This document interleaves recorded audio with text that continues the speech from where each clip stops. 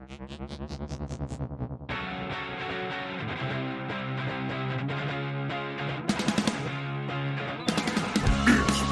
Collectors Club with Bryce, Michael, and Ivy. I know a story of high strangeness or two. Let's do this.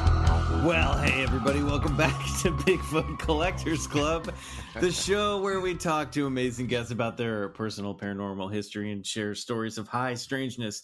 I'm your host, Michael McMillan. With me always is your other host, Bryce Johnson. And El Super Producer, Riley Bray.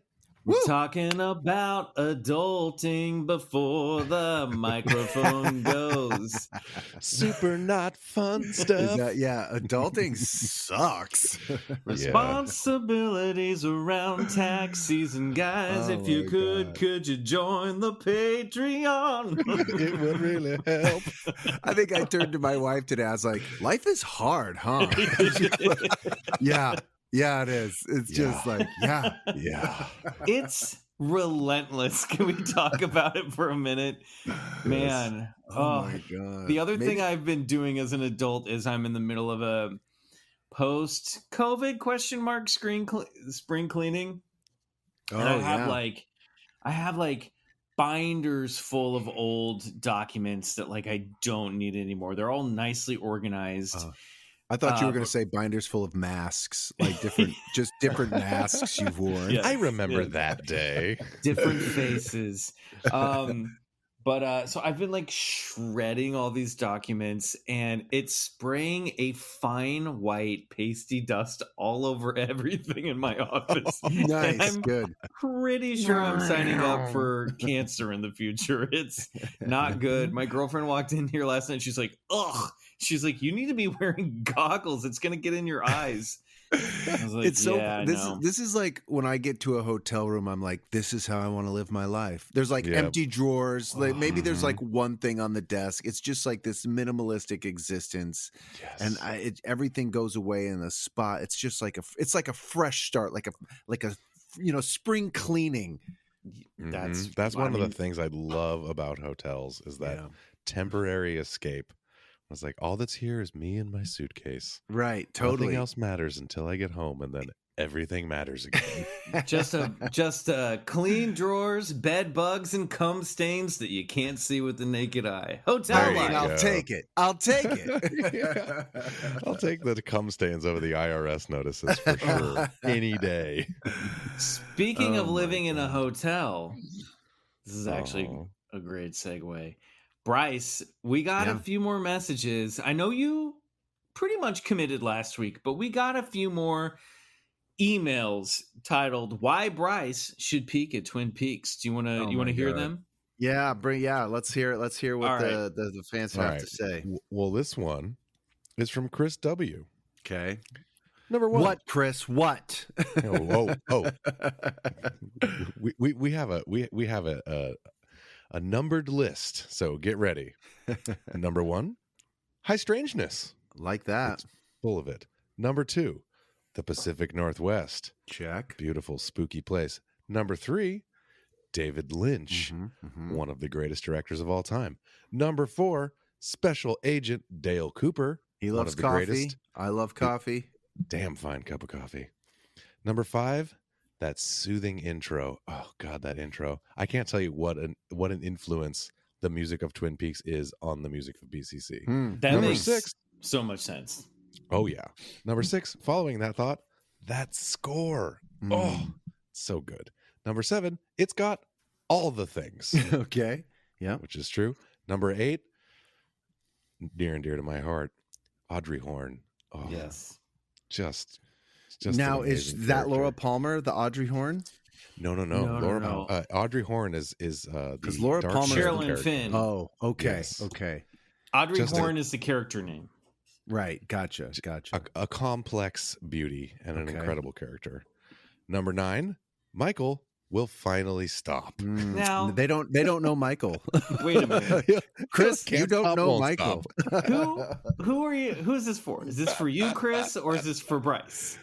And Do you want me to 10. stop, or does Bryce want me to stop? I think we all just want Bryce to We all watch. just want it to stop. Please, God, watch Twin Peaks, please.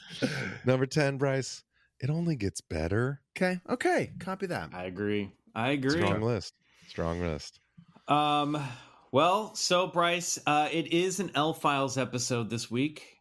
There is no guest, but we are going to be listening to stories sent in from our listeners. Love that. Yep. And this one is sort of a blend of an L-File and a Why Bryce Should Peek at Twin Peaks. Oh, a hybrid here, huh? Yeah, we have a hybrid between these two. Here we go. This is from Abby, listener Abby, who writes, "This isn't really a promo for Twin Peaks, but I figured this would be a cool thing to tell you guys since you were indirectly responsible for it." Now, I'm going to say that's putting a lot on us. Indirectly responsible?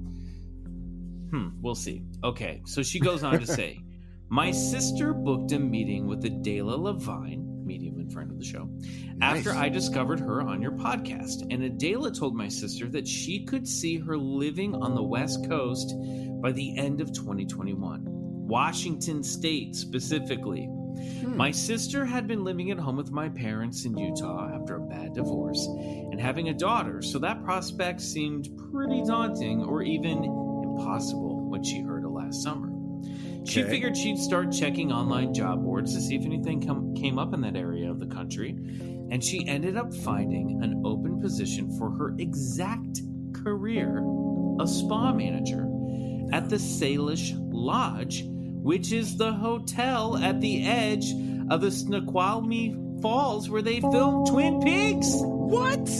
That's amazing. I've been to that hotel. She got the job and moved up there only 1 month after Adela's call, and she is up there living her best life and working in such an amazing place. All because of you guys having Adela on the podcast. Just a cool Twin Peaks BCC connection.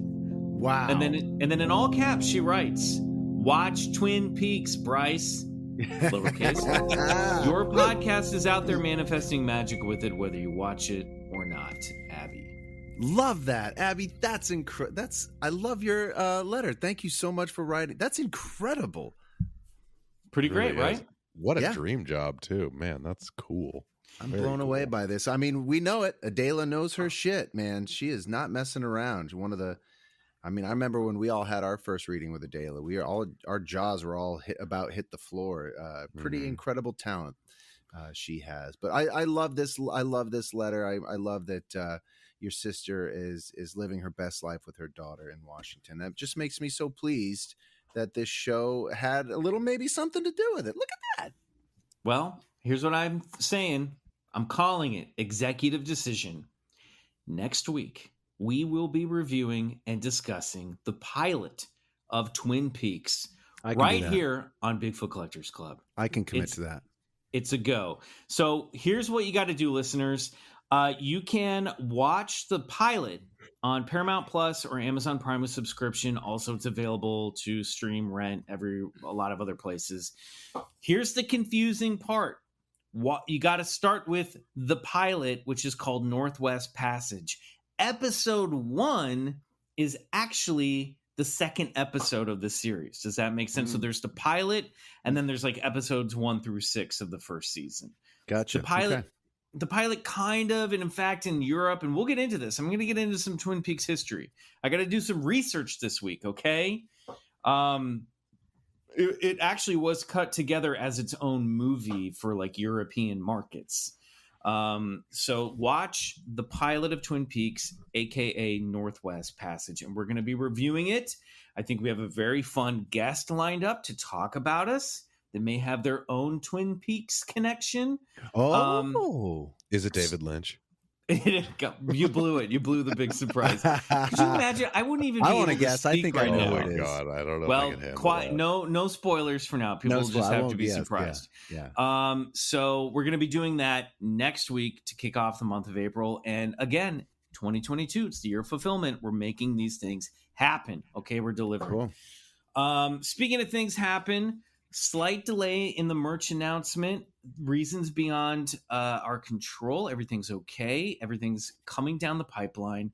But I'm sorry I teased this out a couple weeks ago, and I thought I would have an announcement sooner than I did. But keep your eyes peeled on the Bigfoot Collectors Club Instagram at Bigfoot Collectors Club and on Twitter at Bigfoot Pod. We mentioned it before. Join the Patreon. Support the show for a $5 monthly pledge. Get you 3 bonus episodes every month. Over at patreon.com/Bigfoot Collectors Club. Join the other side, the parallel dimension to the BCC. All right, here we go, guys. I want to get into this month's L-Files. You guys ready for this? Let's do it. Listeners, if you have strange encounters, if you have a family ghost or poltergeist, or your grandmother told you some weird story, we want to hear it. Write to us at BigfootCollectorsClub@gmail.com and label the email L-Files so we have it in our records. Bryce, let's get into it. Let's do it. Riley, crack those knuckles and get ready to strum up some Twin Peaks inspired melodies for this next story. Here we go. Hey BCC, hope you guys are doing well. Here's a story I have with the phenomenon called street light interference. In my 20s, I used to have an evening ritual of driving late at night to clear my head. Whether it's to go out to buy food or just to drive for the sake of driving. I started noticing that one particular street light at the cross-section of my neighborhood turns off when I leave and again when I get back. Easily explained by faulty lights, sure.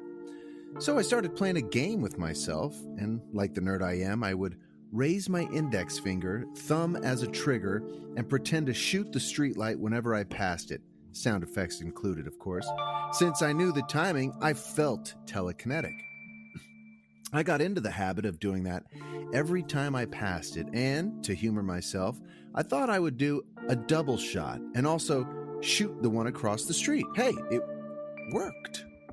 My thought was, okay, faulty lights installed at the same time, so they're going off at the same time. Cool. Well, eventually, I did it to where it happened to that whole block.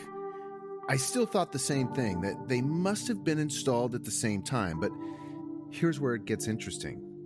It started happening to me at random places, cities away. I would just stare at streetlights and they would start flickering or just turn off. It even got to the point where I would have friends driving with me, and I would say, "Hey, you want to see some magic?" And 9 times out of 10, I was able to affect a streetlight. Did I think I had some power? Honestly, a tiny bit. Yeah, sure. I mean, mostly I felt silly because it was. And if it were real, what a lame superpower, right? So I just rationalized it away. You guys are probably the only people I would ever tell this to. It all came to a halt one night when I was heading home. I was a bit upset from the trip, so I thought I would play that game so I can laugh at myself. Except I wondered, what if instead of shooting the lights, what if they just all turned off? Well, it didn't work, at least not at first. As I got closer to my neighborhood, street lights started turning off one by one, every block. Each one I was about to approach turned off. I actually got a bit freaked because it didn't feel like I was doing it at that point. And even scarier was when I finally reached my house. That's where it stopped. The street lights past my house didn't turn off. It stopped at the street light right next to my house. At that point, I had a feeling that I was being followed, and whoever it was is now at my house. I haven't played that game since then, not out of fear, at least consciously, just coincidentally. And that's when I went online to see if people have experienced anything similar. Turns out, yes, and it's called street light interference. It even has a Wikipedia entry on it, so I felt validated. Anyway, like with most of my unexplainable experiences, I don't know what to make of it. Paranormal? Does California need more funding? I just chalk it up to life is surreal. But I have to work tomorrow. Much love, Santander. P.S. I was going to include a short optional UFO sighting story that happened around the same time, but I'll save it for next time. Well, thank you, Sandy. Yeah, please be sure to send in that UFO sighting. And what the fuck? Yeah. I'm not familiar with this. I'm reading. I'm not familiar with streetlight interference phenomenon, Santi.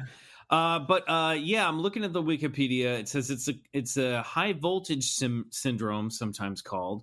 Is the claimed ability of individuals to turn street lights or outside building security lights on or off when passing near them. Weird. SLI, the SLI effect, sliders, as they call themselves. That's a cool ass name. I want a leather jacket that says sliders on it. Well, it's funny you say that, Bryce, because as I was listening to this story, I was like, if ever there was a homework project that I could feel Bryce secretly practicing after reading a letter, it's gonna be this. Yeah, I don't know. Too close to home. I don't want anything fucking around in my neighborhood. So maybe if I'm somewhere else, I'll try the old street light slider gag. But I mean, what do you guys make of this? I don't know. I mean, you know, it reminds me of like the thing where like some people's cell phones, I am one of these people, are like constantly malfunctioning, and it's just like you just chalk it up to like there's something about me that just makes this electronic technology interfere. That's also not an excuse for me being terrible at texting. It really is a thing, I promise. But I mean, I've never like turned off streetlights. Like that's pretty next level. I don't know what to make of it. It's bizarre. I'll say this, right? It's like, you know, we know that the government was interested and has studied psychic effects, including telekinesis, right? And I could see something like a photon being intruded with or an electrical connection. And if it happened once, then perhaps it could raise the believability factor within the perpetrator who shot out the light. And at that point, you know, your magic energy, your believability of practicing magic goes up, and then from there, you're like Santi said, you're shooting out an entire neighborhood. I mean, why not? This is like Whoopi Goldberg's character in the classic film Corinna. Do you remember that when she's driving? Did anybody else see this movie? Just me. No. It was just me. I thought you were going to say Ghost, but then you're like Corinna. I was like, oh no, Corinna. No, come on, guys. 1994 American feature film set in 1959 about a widower Michael McMillan, played by Ray Liotta. There's a scene where she's driving down the car with the girl, and she's like doing this trick. No way. So I guess maybe a subplot to that movie is like Whoopi Goldberg was a psychic that was maybe studied in the MK Ultra projects. Who knows? But I don't know. This is weird. I would say maybe the UFO story has more of a connection to this than you think. You know what I mean? If a UFO sighting took place around this time, and then we hear about like weird poltergeist activity after people have encountered UFOs. Yeah, but what about the timing of Santi shooting with the finger, and then it's like bam, then it happens right then. It's very interactive. Maybe it's all connected. Yeah, maybe. It is interactive, but UFOs are interactive. We know the government has been studying the interactivity of UFOs. Yeah, goddamn right. That's all right. Well, cool. I'm gonna look more into the streetlight interference phenomenon. I would say it sounds like there's something there, and very spooky. All right, here we go. Here's the next L file. Hello, chaps. Really love the podcast, especially Bryce's unbridled enthusiasm and casual relationship with the English language. Makes for a great listen. When my comm subscription is up, I shall join the Patreon, I promise. I'm also leaving the U.S. to return to England and will do my best to spread the BCC word. Well, thank you. Great.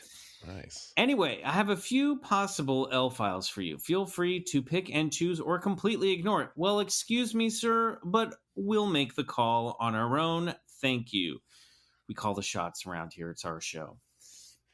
Here he goes. The first was a series of odd events that happened over a week or so when I was in touch with a witch about a possible spirit binding. Oh boy. I lost my nerve at the last minute and didn't go through with the spirit binding, but this particular spirit was supposed to bring good luck, and I wonder if there was some sort of energy release as a result.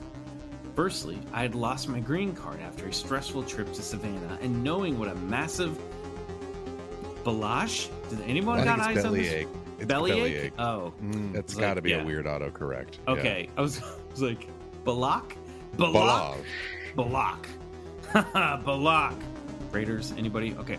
What a bellyache it is to replace after drunkenly losing it before, I was royally chuffed off. We searched stop being so English. We researched everywhere for it, and after contacting Delta and JFK, I resigned myself to spending $500 to get a new one. I had been listening to a lesser paranormal podcast, that espoused the benefits of asking the universe, so I thought, in for a penny, in for a pound, and all that, and asked the universe to rustle it up for me. Next day, I needed to grab a form from a tiny drawer and thought to myself, wouldn't it be funny if it was in here? And sure enough, there it was. I had checked that drawer multiple times, and it's about 8 inches by 2 inches. Okay, I mean, I'm not even going to... You're setting me up for a dick joke here, I guess. I'm just going to... What am I going to do? Let it go. A few days later, I was chopping logs, with my corded old Apple earphones, and said to myself, I wish I had those fancy wireless ones. And the very next day, my wife, who I hadn't mentioned it to, came home from shopping with brand new Apple earbuds in a case that were lying on the ground by her car. I also found a mint $100 bill at the library the same week. Should have done the bloody lottery. Indeed. My last story is just a weird synchronicity. I was leaving the ad agency I worked at and picked up a random magazine to read from the mailroom. It was some trendy culture magazine I'd never buy and had never read before. I put it in my bag and got it out as I waited for my bus. As I got it out, I thought to myself, I wonder whatever happened to blank. She was a girl I worked with, kind of annoying, and we weren't in touch at all, and I hadn't seen her in years. So I opened this magazine I'd never bought or read on a random page, and there was an article about her and a movie she'd co-written. Most odd. Anyway, if you're short of stories, feel free to use any of these. All right, like I said, we'll call the shots, and obviously we're using it. You're hearing it right now. Take care, boys, and lay off Bryce. Best wishes, Christian. Yeah. Oh, man. I mean, Christian, you started with a slam on Bryce. P.S. Your English/Cockney accents are shocking. Good then. Right away, good. What's all this then? What's this now? A bit more Cockney accent, but you shocking. I think that, I mean, I'm not sure if there's a connection between the universe manifestation going on and the spirit binding you skipped out on. I would also say Savannah, Georgia is very, very haunted. So you were definitely kicking up some, I would say, some mystical dust around this time, Christian. What do you boys think? I mean, that is a great streak of synchronicity and luck. It's, life is strange. There are many variables, and, sometimes things just happen, but that's a pretty good little run right there. I mean, I definitely pay attention to synchronicities in my life. I don't know what they are. I don't claim to, say it's the universe. Part of me feels like truly the universe does not care about my life, which is fine. But I mean, when those things happen, I do kind of take that like, all right, I'm on the right path. I'm doing something right, and that's a good run right there. That's pretty You're good. wrong, Riley. 'Tis I, the universe. I do care. About What's all this, you. then? What's this? Who's this? Who's that? I was going to say, Riley, you just sound like a sad little rock and roll boy right now. Of course the universe cares about you. What is a spirit binding? What that sounds... Ooh. Yeah, I'm not familiar with that. Well, I would think binding a spirit to you or banishing. So banishing is like when you're like getting away. Yeah, binding would be bring it to you. Yeah. Yeah. You better be damn sure about that spirit you're going to bind to yourself, because it's like, man. Can you get like a spirit divorce later if it doesn't work out? Seriously. How does that go? Does the spirit get like half your stuff when you get rid of it? Or how does that work? What if that spirit gets pissed and it's like, I'm tired of being next to you. I am changing the nature of my luck. It's an spirit's like, you just buy me flowers sometimes just because. You know? You never do that. You never do that? Okay, so it's like an energetic tether off into an object for a spirit or entity from their world to ours. Wow. In some cases, it acts as a telephone or allows the spirit to manifest easier. Where am I getting this? urbanspellcraft.tumblr.com. So there you go. Nice. There you go. So, good source. Yeah. I mean, there is like a very cute anime like witch on here. So it checks out. Cool. Yeah. Good stuff. I don't know. I mean, I should almost bind with a spirit. I could use some new AirPods. Riley, I would very much appreciate it if you did and report it back to us. Thanks. Okay, great. I'll do science. I'll do street lights. You do binding. Yeah. I'm all about this. Okay, Riley, what do you got for us? All right. Hi, all. From Jess. She, her. Thank you. Helpful. I am a new listener and thrilled to have so many prior episodes to catch up on. I have a lot of stories of high strangeness, and while my instinct is to remain a skeptic, I can't help but wonder if some of these events are supernatural. Perhaps you can help me explain a somewhat recent one. Perhaps we can. In the summer of 2019, my husband and I traveled to Portland, Oregon for a weekend. We were trying to decide if we should move there and had a few houses we wanted to check out. One place was particularly far out, but we loved the listing. I couldn't tell if that was like far out or like, but I think she meant far out. It works both ways, man. Particularly far out. Okay. It's a homophone. No, it's not a homophone. Yeah, man, it means the same thing. No, Gary, it's not. Sorry. There's that casual relationship again. Guys, take notes. Gary, an invention of the new BCC recurring character, Gary. Gary the linguist. Gary the stoner linguist. The high Airbnb-er. Gary the stoner linguist. That's multi-intentional, man. That's a trip. Gary. All right. One place was particularly Gary becomes our like most popular character. Like we got to do a Gary shirt now. Yeah, we do Gary t-shirts. We changed the name for the Patreon, The Gary Show, and like suddenly we have 12,000 followers a month. That's what the people have been waiting for. Yeah. All right, take it easy, Gary. I got to read a letter. All right, sorry. One place was particularly far out, but we loved the listing and decided it was worth the drive. The realtor didn't pick up, but we had already driven an hour and knew the house was empty, so we thought we could just get a feel for the area and look in the windows. To get to the house, there was a small bridge over a creek and then maybe 5 to 8 houses on a little woodsy loop. You could turn left from the bridge to enter the little neighborhood or drive straight, probably to a similar loop. We arrived on a warm, sunny day and drove past the house first to see the rest of the street.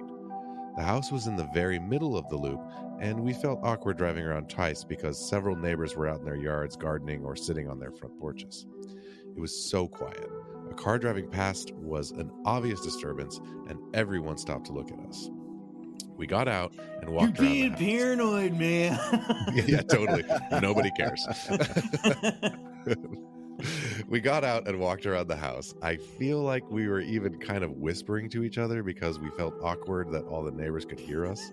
These people were high out of their minds. You all need to smoke less weed before you go check out houses. All right, we spent less than 5 minutes. There's no supernatural activity in this story. It's just about people who got high and looked at a house. Like, if we go this way, it's a loop, but if we go that way, it's a loop. It's a tiny neighborhood, man. Google supernatural terpenes, man. It's Gary, a thing. I don't think that's the term you're looking for, Gary. We spent less than 5 minutes looking at the house and in the windows, and then got back in the car. It's a little, a little creeping, but we'll get to it. I waved to a neighbor across the street as we headed back toward the bridge. How awkward was that wave? You gotta that wave. Paranoid They're wave. staring at us. Be friendly. Just act natural. It's cool. Just act normal. Just a full wildly hinged elbow waving back and forth frantically. Oh, I'm picturing like a princess in the parade wave, kind of that hand back and forth, 90-degree elbow wave. Oh my god! All right, when we got to the bridge, there was a car upside down in the middle of it with a window smashed out. What? And a Starbucks cup that had rolled out onto the pavement. We stopped in shock, and I got out my phone to call 911. My husband was driving and slowly drove up to the side of the car. It was a pretty narrow bridge, and this car was exactly in the center of the room. It was as if it had just dropped down from the sky. There were no dents on the guardrails, and we didn't see any skid marks from the tires. I closed my eyes as a reflex because I was terrified to see someone inside, but as we pulled up, my husband said, "It's empty." We passed the car and pulled to the side of the road as 2 more cars pulled up in the opposite direction and looked equally shocked and were clearly on the phone with 911 as well. The operator said they were already on their way. Why didn't we hear it? It had to have happened in the few minutes of us looping around and looking at the house. We didn't have any music on, and none of the neighbors reacted to any sounds, and the bridge was so close. It was just at the end of the street, less than a minute's drive. We could have seen it from the house, except it was blocked by a hill. I've heard screeching tires and minor car accidents from much, much further away. And where did the person go? The side windows were all blown out, but the windshield, although smashed, was still intact, so I don't think they flew out. And there was no sign of anyone. We couldn't figure out how the car could have flipped like that without hitting a guardrail, or even how they could have gotten enough speed to do that on a road with so many little twists and turns. The first time we drove across it, we couldn't have been going more than 20 miles an hour. Any ideas? All my best, Jess. Man. Imagine that you're so high that you went to your Airbnb early just to look in the windows and got paranoid. And then on your way out of that tiny neighborhood, you saw an inexplicable upside down car. It would blow your mind. That's pretty. I mean, Portland has great weed. I will say that. It'll turn cars over.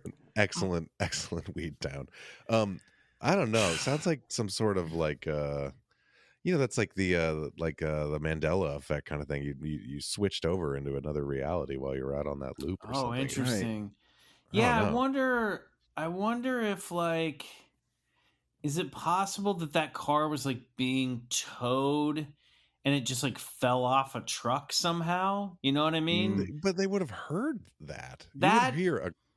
Maybe. That's weird. It is truly weird. Bizarre. Do you think maybe that it was like upside down and then the mind just skipped past it, like just saw it as a regularly turned car and it was blocking the bridge in the center of the road. Right. You mean like on the way there, because your brain is not used to seeing upside down cars? Yeah, their brains rewrote the car to look like it was a normal car and then came back and then saw it upside down? No, I don't think that. It's called inverted reality integers, man. It happens all the time. Gary.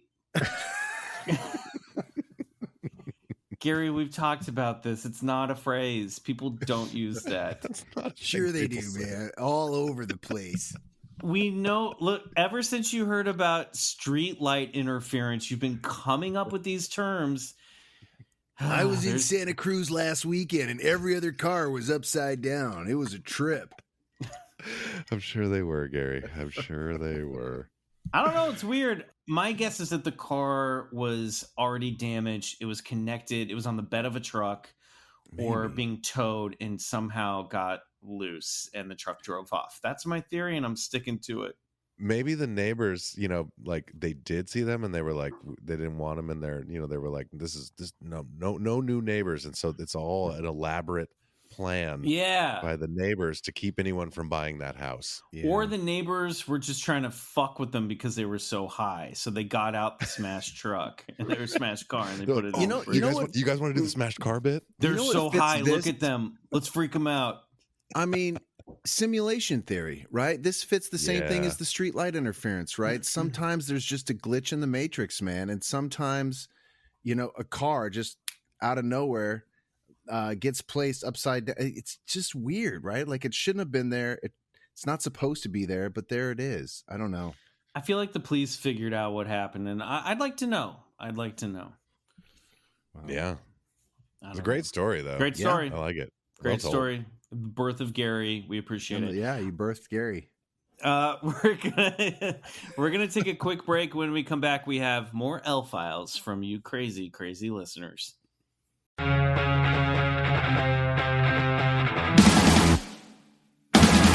All right, we're back and we're digging into the L Files for the month of March 2022.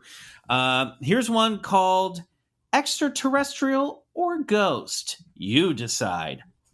Listen, okay. guys, I'm sick of you. I'm not enjoying all these commands we're getting. You guys are We don't telling need us instructions. Yeah. too many instructions this month. Hey, Michael, Bryce, and Riley. Just wanted to say how much I enjoy your podcast. Promise to join you soon on the other side. Don't want to lose this weekly pleasure of hearing about all of the things I know to be true. I have many, many paranormal things that have happened over the course of my 60 years, and lately have begun documenting for my children and grandchildren. Nice. Thought I would send you one and see your opinion on one of my earlier experiences. There was much spirit activity in this particular house where this happened, so I've never been sure if this was a ghost or extraterrestrial. Maybe you can help me decide. Listen, I also want to say, BCC loves grandmas. Welcome to the show. Yes. So, my story. I once saw a ghost. I suppose it was a ghost. I'll never really know for sure. I've also wondered if I was visited by an extraterrestrial. The year was 1988, and my husband and I had just purchased our first home, a house built in the early 1900s in our rural Kentucky small town, and we felt it was a steal. It was a charming old farmhouse that was within our budget and had tons of potential. Located a few miles outside of town at the edge of a creek. Wait a minute. This is sounding... I guess that was Portland. This is Kentucky. Started getting spooked out. Located a few miles out of town at the edge of a creek, it seemed the perfect place to raise a family. Our boys were 5 and 2 at the time, and my husband was working the night shift at a local factory. I had just tucked the boys into bed for the night and was relaxing in front of the television when I caught a glimpse of something out of the corner of my eye. In the front door window, I could see a light outside, which appeared to be flashing. I assumed it was a policeman pulling someone over, so I went to the door to see. Upon inspection, I found no policeman, only a light beaming from inside a big old oak tree that stood in the middle of my front yard. That's not good. Yeah. Leprechaun dance party, Grandma. All of a sudden, my dog Samson ran around to the front of the house and began barking at the light in the tree. He barked for maybe a minute, then turned and ran back into the yard. My curiosity was aroused, and at that time, I wasn't afraid. So I opened the door, stepped out onto the porch. Immediately, I sensed something was wrong. There was an eerie stillness and a dead silence that stood my hair on end. The light was pulsing on and off and on, off and on, like a giant strobe light, with absolutely no sound. The thought occurred to me that perhaps someone was trying to lure me out of the house, and since my boys were alone inside, I decided it would be wise to step back inside the house. My bedroom was also at the front of the house, so I went in to check on my boys and look out from that window. Finally, I decided to call my parents, who lived about 15 miles away. My father, a business owner and pilot, always practical and skeptical of anything outside the norm, tried to rationalize the situation. He suggested numerous things he thought might explain what was causing the light.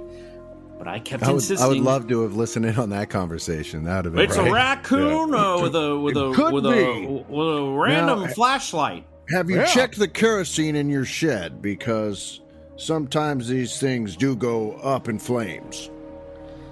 It's a strobe light left over from Halloween. Local kids having a strobe light party, left it in a tree, perfectly rational. I mean, 4th of July was last summer. It could be a firecracker or something. Could be. Random firecrackers go off all the time. It's Kentucky. Noiseless ones at that. Why does he talk like this? What is this voice we're doing? I kept insisting that the light was inside the tree, somehow illuminating the entire front yard. I know how it sounded, but I was completely aware of what was happening, and the light was real, as tangible as anything I have ever witnessed. I kept expecting a car to stop, but no one ever did. They just kept driving by as though they couldn't see the light. Off and on, off and on. It just kept going. My mother, who was always very open-minded and a little witchy like me, told me they were on their way over. I continued to watch out the window while waiting for the 20 or so minutes it took for them to get there. 15 miles away, and they drove, and it took them 20 minutes. Dad, he's a slow driver. I waited that whole time, and the light continued. For one brief second, I turned to look at the clock across the room, and when I turned to look back out the window, the light was gone, and my parents were pulling into the driveway. It had stopped as suddenly as it had started, conveniently the moment before my parents arrived. We didn't find anything abnormal in the tree, no indication of what could have been causing the light. Believe me, I know it sounds far-fetched, but it happened. I swear on my life, it happened to me. I'll never know what it was, but I'd love to know your thoughts. Oh, and by the way, when I was taking my boys to bed that night, I asked my 5-year-old to peek out the window, and he described the same thing I was seeing. I have many more paranormal occurrences that have happened to me, one including a very creepy ghost I caught accidentally on camera. If you're interested, keep up the good work, Trina. All right, guys. Wow. This is a wild story. Haven't heard anything like this. No. That is spooky. Ghost or extraterrestrial is the question. Yeah. Same thing. Right. That's the only place I can go at this point of the podcast. Same thing. Yeah. This is Riley, this was like Skinwalker Ranch shenanigans to me. You know what I mean? Yeah, it's trickster element for sure. Poltergeisty. I'm putting it under poltergeisty. Yep. I don't know. A light shooting out of the tree. That is. I wonder. And you know, it wasn't even just like a light, but she said it was illuminating the whole yard. Yeah. So that's bright. So if like anything, and they didn't find anything in the tree, I'll tell you what, this is very Twin Peaksian. This is very Lynchian. This thing happening here. I don't know. I'm leaning more towards like interdimensional, poltergeisty, extraterrestrial. All of the above. Yeah. Well, as opposed to like it's a ghost of a dead human being. Totally. In a tree or something. No, I get it. Look, it could have been like an orb, you know, something like that. I mean, Michael does bring up Skinwalker for various reasons, because not only did they experience a lot of UAP phenomena on that property in and around that area, but it also followed up with a lot of poltergeist activity inside the home. And a couple of the homesteads that are on the property. So this stuff is interrelated and interlinked somehow. Riley, you said same thing. You're not far off. It's like, I don't know. I don't think you were seeing something that wasn't there. I believe you were seeing something like I just don't know what the fuck it was, but it knew your parents were pulling into that driveway. Well, I bet you that was like, see, I told you it was those old flashlights. They'd run out of batteries. It's just your overactive imagination. Yeah, right. That's the other worst. That's frustrating. The place where my mind goes is like, man, if this ever happens to you again, which I mean, I realize this happened quite a while ago, but you wonder, like, what if it was Morse code? What if it was saying something? Oh yeah, that's creepy too. Yeah, any kind of like repeated sound or light. I'm always wondering, is there a coded message in there? But it does it has the feeling of something reaching out, doesn't it? Yeah. Yes. And the fact that only she and her child saw it, but people were passing by and seemed to pay no attention. But again, nobody cares. People just drive in their car. I'm driving my car. I drive by a yard that's blinking. I'm like, well, and if they're on the other side of the tree, they might have been like, well, they got like a floodlight that's, right, malfunctioning. Exactly. Who knows? You know what I mean? Still, though, I mean, it has that feeling of something reaching out. Yeah. When she walked outside, it got like she felt that eerie feeling, The spooky part was the thing that it felt like it was beckoning her out of the house. And that feels very extraterrestrial to me. Totally. Yes. So I think you made the right call by going back inside. Yep. Go back in the house. Yeah. Shut it down. Shut it down, Trina. Okay, guys, did you brush your teeth? Time for bed. There's nothing outside. All right, let's just everyone get in a the good panic night's sleep. room. Don't worry, in the panic room. Trina did send in another story with an awesome photo. We're going to save that for next time. Cool. I think we need to spread out this BCC grandma stories because these are good. Let's do it. Yeah. Riley, why don't you scroll down the file there and I'm with you. Read us our next one. All right. Hello, gentlemen. Oh, I like that. That's nice. Love the show. I have a few tales, but this will be the first I relate to you. Is this formal. A sea captain or like seriously. A Navy admiral? Yeah. I have a few tales, but this will be the first I relate to. What if I did the whole letter like that? I wouldn't be mad. I'm not gonna do that. My father was a career Air Force man, mine too, who had been in something called the Office of Special Investigation, aka the OSI. Yeah. They investigated anything weird or potentially embarrassing to the Air Force. Think homosexuality and wife-swapping officers. Look, that was another time. Oh, I was going UFO and okay. Yeah, I thought we were going a whole different direction there. Okay, but got it. Other things to investigate. Copy that. That sucks. That if you were in the closet in the Air Force, to think that there was like a whole department that was just designed to out you and shame you. That's totally horrible. Super lame. Yeah. Yeah. At least we've made some progress in this world. Have we? Anyways, I know let's not get into that. And maybe Air Force personnel who say they saw something. He retired in 1966, where he bounced around a number of government contract security jobs before landing a gig with the FAA. And there he stayed until his final retirement in 1983. Again, and there he stayed. Sorry. The year was 1976-77. I was 11 or 12 growing up in a big Catholic family in a small town near Tacoma, Washington. Now we're kind of hanging out in the Pacific Northwest here. McCord Air Force Base. It was a hot summer day, and I was out delivering my paper route. It was hot enough that the fair-skinned Washingtonians were all inside, avoiding the heat. I hear the sound of jet fighters overhead. When I look up, I see two F-4 Phantoms flying towards a white circle that was maybe a little bigger than one of the jets. Cool. Mm-hmm. As the jets passed on either side of the disc, they split and flew in opposite directions. One jet appeared to emit a trail of smoke as it did so.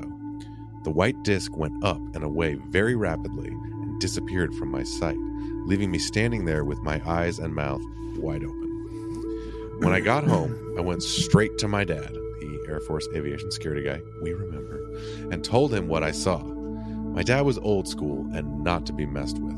If he thought you were lying to him, which he often did, the penalty was swift and harsh, 70s style.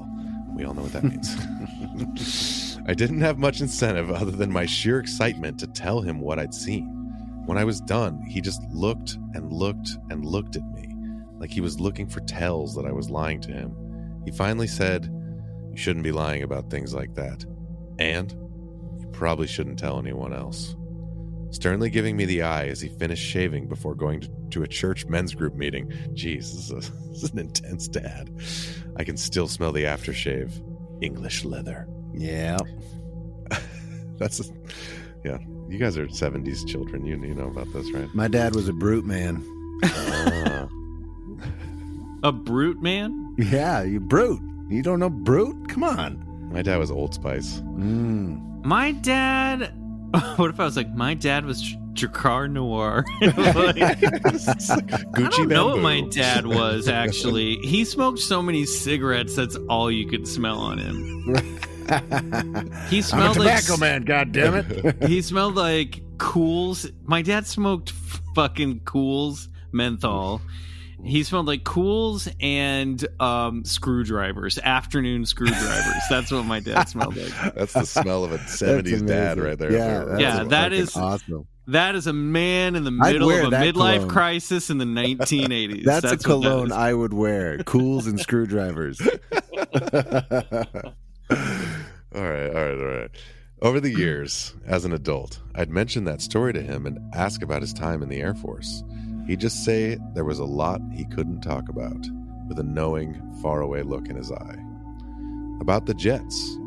Anyone who's heard the Blue Angels knows the difference between fighter planes and a jumbo jet. We lived near an Air Force base, but fighter traffic was very uncommon. Those planes typically flew south and east towards Mount Rainier over unpopulated areas. In summary, I saw what I saw, and my dad, while not a man in black, was deeply involved with aviation security on many levels for decades. I wish he'd lived to see the day that the government finally admitted there was something to all these UFO reports. Keep up the great work, Artemis. Thank you, Artemis. Yeah, Artemis, wow. I hate to break it to you, all due respect to your father, he was a man in black. Yeah, he fully was. Yeah, definitely one of the men in black. Just gotta put that out there. He MIB'd you. Yeah, he fully did. He was like, "Just you, yeah, you saw nothing. You will say nothing." Hold on, I gotta make sure my dog isn't throwing up in the other room. Talk amongst yourselves about this case. I'll be right back. I relate to this, Artemis, because my dad was also in the Air Force and also got to be fairly high ranking. Yeah. And was also involved in some top secret stuff that I do not know about and he will not tell me about. And I love to press him on it and he will never say. But no he way. does Just sometimes he gets that kind of like far away look. And like I remember one time in particular, I said I was trying to get something out of him, he wouldn't crack. And I was just like, I just wish I knew like what was really going on. And he looked at me all intense and there was this long pause and he just said, "No, you don't." Really? Like, okay. Wow. All right. Fair enough. Wow. That's a great response. Yeah. So yeah, I hear you, man. And you saw what you saw, like you said. And the fact that your dad didn't outright dismiss you and kind of gave you that long hard look means that maybe you kind of struck a chord. God, yeah. So I don't know. It's interesting, man. stuff. Yeah, I mean, who's to know if maybe he caught wind of the programs that were taking place. But I agree with you. I bet he would feel very validated and vindicated by the release of information that we now know. The government programs like ATIP and ASWAP that were actually taking place within the Air Force and the Pentagon. So yeah. The other truly crazy bonkers thing about this letter, though, is that in the 70s, the task force for UFOs and sexual freedom were the same task force. Oh, right. Yeah. God. That is great. Well, I think it was more about like, hey, let's keep a lid on the stuff that we don't want getting leaked out to the, you know what I mean? Maybe it was more of a PR thing, but I don't know. Still. Yeah, it's wild. Again, all due respect to your father, who was clearly a man in black. Sorry, Zola puked all over the couch. Oh, no. She's okay. Sometimes your tum-tum gets a little too full, or she eats something off the sidewalk, and then she hurls it up. Been there. It's fine. Yeah. Bryce eating sidewalk burgers, puking on the couch. Is that a Club Bryce memory that just got triggered there? I'll never forget taking Don when I used to live in Hollywood, like walking Hollywood Boulevard at like 3 a.m. and I was like, we're gonna stop Popeye's chicken and get some chicken. And she's like, can we just get home? Babe, you have nothing to worry about. These are my streets. Okay, we're safe on my streets. Now let's get some chicken. And then you threw up the Popeye's chicken on the couch when you got home? I mean, it may have been possible. There was a lot of moments like that. I remember amazing. I walked out of a bar one time into my buddy's truck, and I had 2 glasses, like bucket glasses, like that you get a cocktail in my front pockets. I was like, how did I get out with these? I'm like, well, here you go, buddy. Oh, geez. Anyway, I don't know how we got off that. Club Bryce, those were the days. Those were the days. Too bad you didn't have a military father to smack you around when you got out of line after one of those nights. Well, I have a letter here. Let's read it right now. Here we go. Good morning. This L file may be kind of long. I will try to tighten it up where I can. This took place in 1998 in Southern California. At that time, I was in the Navy and a senior enlisted person and working at a Navy SEAL team. No, I was not a SEAL. I worked at a SEAL team as an intelligence support guy. Copy that. I was out at a desert training site near the Salton Sea with our training department, which was in the workup process for a SEAL platoon getting ready to deploy.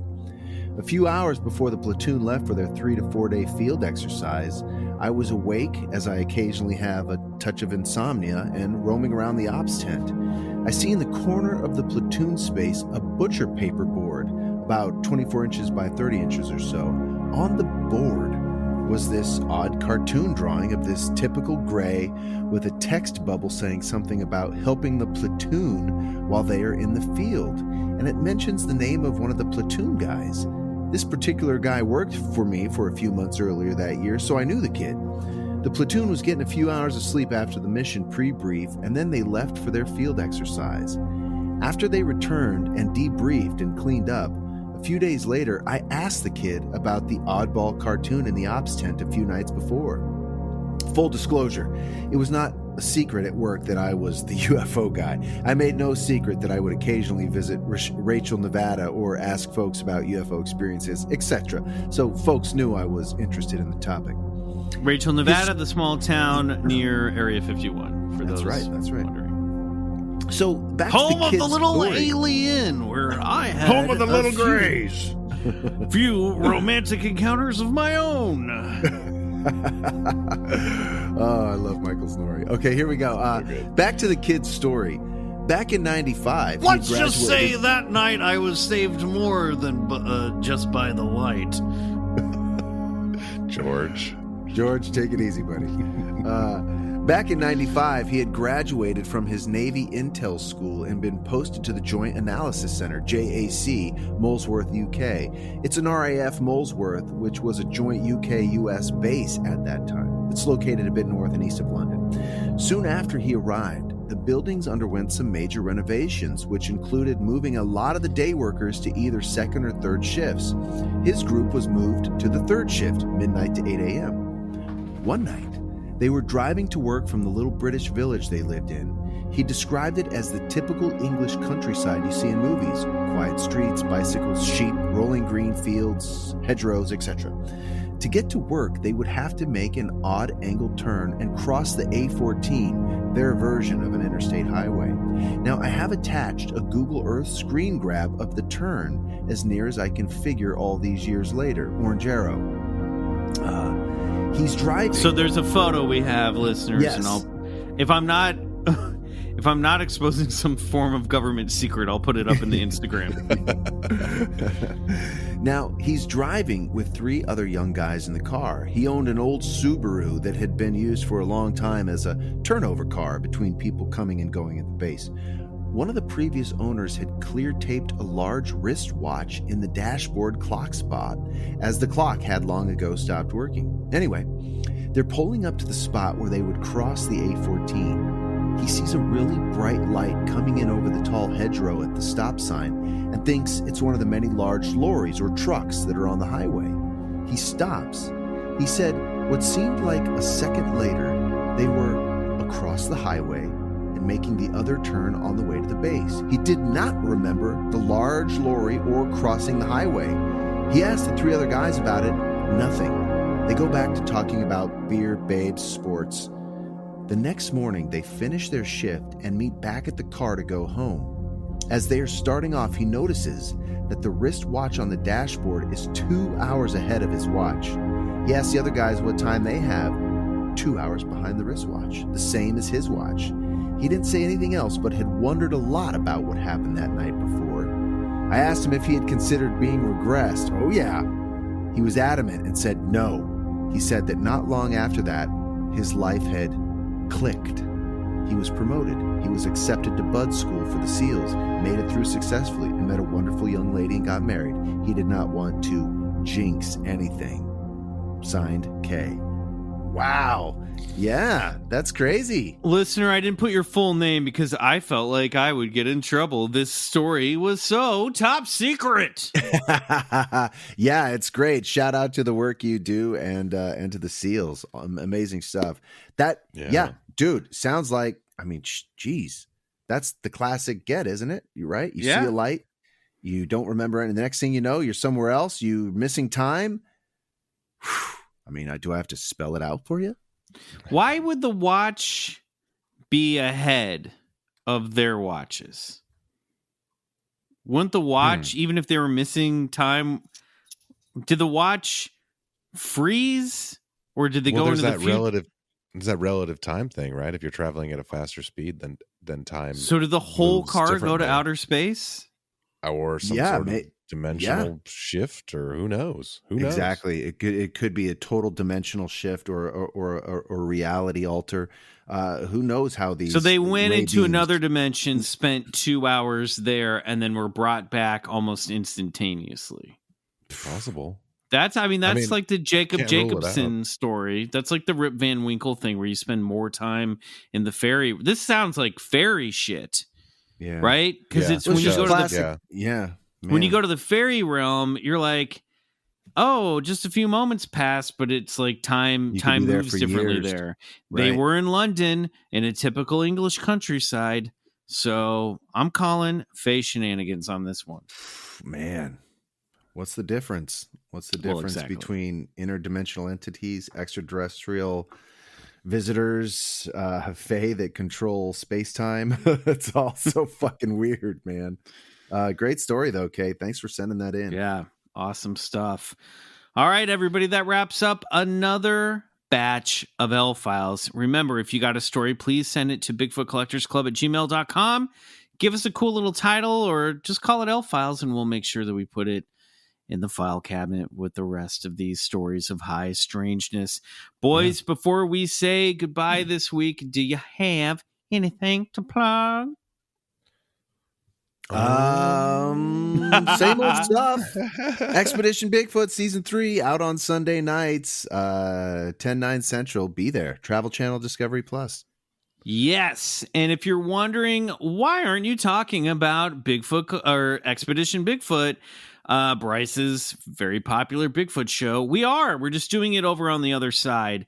Yeah, come join us. Yeah, we'll be doing, like last year we sort of did per episode weekly recaps and discussions, but we're gonna do it in chunks. We'll do probably a wrap up of the month's episodes at the end of every month. So if you want to hear behind the scenes stuff and hear more about Expedition Bigfoot and what's going on and what it's like to film it and stories that may not make it on camera, all that stuff's going to be over there on the other side. I will say this, watched the season premiere, and best season yet, I think. It was great. Nice. Love that. Exciting. Really playing up the scary this season, it feels like. It's got a real A24 horror movie vibe to it, I feel like. Ooh, love that. Nice. Speaking of the other side, the theme song to the other side is a Spindrift track off of the new record, Classic Soundtracks Volume 3.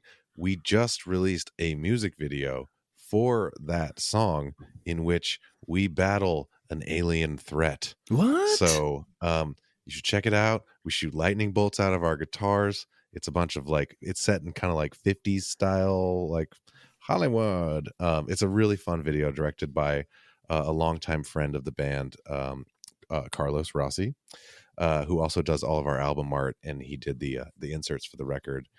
So the track is called Blood Drained Cows. And I think that's pretty self-explanatory if you've been listening to the show long enough. So check out that video. It's on Alternative Tentacles YouTube and Alternative Tentacles website. Also, if you just Google Spindrift Blood Drain Cows, you can check out that new music video. There's several other videos that are coming out for the record. We're trying to do a video for every song on the album. So yeah, check out Classic Soundtracks Volume 3 and specifically check out Blood Drain Cows. I will be going there right after this. I'll throw a link up in the show notes for this episode. So check the description for this episode in your podcast app. It should be down there. Great. As for me, guys, you know I'm cheating on all of you with a new podcast called Slate Your Name. Bryce was on a recent episode. I'm talking to actors about the ups and downs of working in the entertainment industry. I am loving the show. I'm loving the conversations that I'm having over there. It's a blast, and it's really like, it feels like kind of coming full circle with everything. Yeah, I would really appreciate it if you checked it out. I know a lot of BCC folks, Club Scouts have. I want to say thank you to everybody who's given it a shot. I think you'll like it, even if you're not into, even if you're not an actor or you're not a performer, I think you'll still really dig it. So check that out, Slate Your Name. And then of course we have Slate Your Name, the Green Room, which is the Patreon component of the show. I would appreciate it. Michael, you're not cheating. You're just poly podcasting. That's I'm poly podcasting. That's true. That's true. All good, baby. It's fine. It's fine. I believe it's called a poly transmission. Gary, that's gross. Get your keys out of the fishbowl and go home. Yeah, we all know you're the one that flipped that car on the bridge anyway. Hiding in the bushes. All right, I got to get some more Goldschlager. I'm out of here. All right. Gary drinks Goldschlager. Yeah, all right, that's our cue, everybody. Until next week, good night. And go get regressed.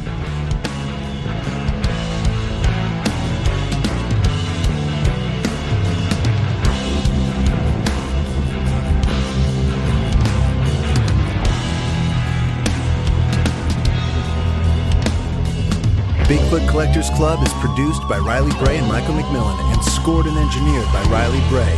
Our theme song, Come Alone, is by Suneaters, courtesy of Lotuspool Records. Do us a favor and support the show and unlock 3 bonus episodes every month by becoming a member of our Patreon, BCC The Other Side, which can be found at patreon.com/Bigfoot Collectors Club.